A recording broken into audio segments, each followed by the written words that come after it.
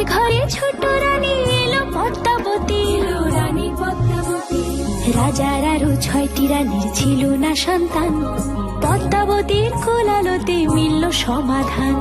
বছর যেতে জন্ম নিল 7 ছেলে 1 মেয়ে, হয় খুশির আকাশ হঠাৎ কালো মেঘে গেল ছেয়ে।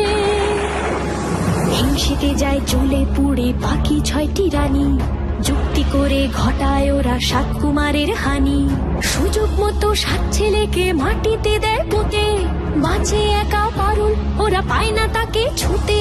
ধাইমা বাঁচায় সেই মেয়েকে বড় করে তোলে, 7 ভাইকে পায় যে পারুল 7টি চাপা ফুলে।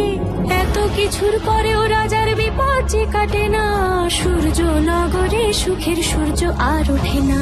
হিংসা বিবাদ বিচ্ছেদ আর প্রেমের কাহিনীতে পারুল বোন কি পারবে 7 ভাই চম্পাকে জাগাতে?